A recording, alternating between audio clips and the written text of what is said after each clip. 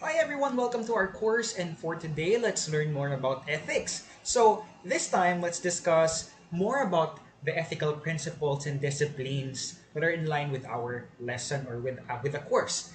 Okay, definitely ethics has a lot of branches. Let's discuss those branches. We have four main branches of ethics, including descriptive ethics, normative ethics, meta ethics, and applied ethics. When we say descriptive ethics, this deals with what people actually believe to be right and wrong. Thus, it is always accordingly to what is acceptable or not acceptable under the custom or law. Okay, but however, customs and laws keep changing over time from society different to other societies. So the societies have structured their moral principles as per changing time and have expected people to behave accordingly. Due to this, descriptive ethics is also called as comparative ethics because it compares the ethics of past and present.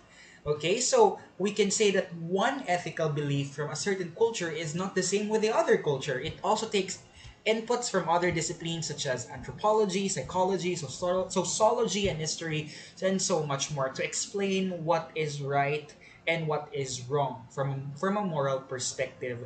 Normative ethics naman deals with the norms or set of considerations on how one should act. Thus, a study of the ethical actions and sets out the rightness and wrongness of the action. Definitely, under normative ethics, we have a lot of disciplines like the virtue ethics, the ontological ethics. We also have utilitarianism, ethical relativism. These are all under normative ethics. This is also called as prescriptive ethics because it rests on the principles that determines whether an action is morally right or wrong. So the golden rule of this branch of ethics is doing to other as we want them to do to us. So it also connotes don't do unto others what you don't want others to do unto you. Since we don't want our neighbors to throw stones through our glass window, then we will not be wise to first throw stone through our neighbor's window on the first place. So based on this reasoning, anything such as harassment, victimizing, abusing, or assaulting someone is morally wrong.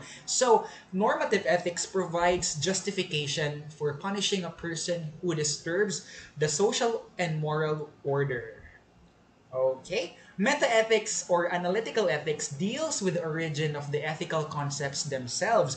It does not consider whether an action is good or bad, right or wrong. Rather, it tries to question what goodness or rightness or morally or morality itself is. It is basically an highly abstract way thinking about ethics. So this is learning more about where does our ethical belief came from, where does it originated. So the key theories in metaethics includes naturalism, non-naturalism, emotivism, and prescriptivism. So naturalists and non-naturalists believe that moral language is cognitive and can be known to be true or false.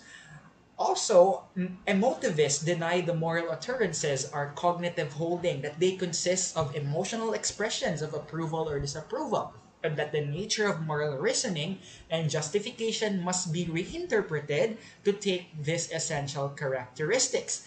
So, prescriptivists are somewhat similar approach.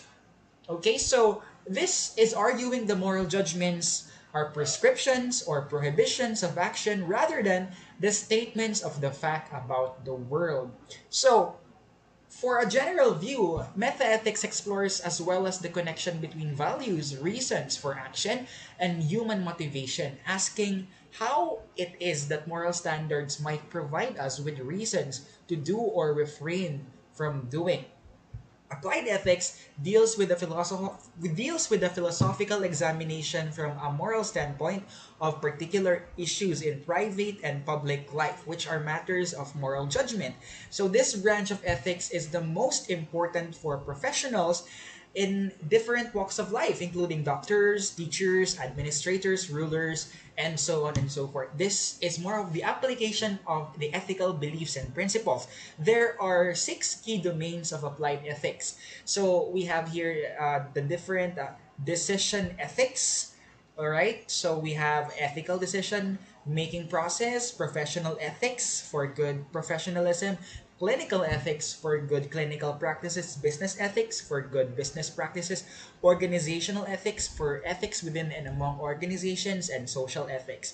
So, most probably it deals with the rightness or wrongness of social, economical, cultural, religious issues also. For example, euthanasia, child labor, abortion, something that is applicable to everyday human life. So that's the end for our lesson about the branches of ethics. I hope you've learned something from that. Thank you and see you soon.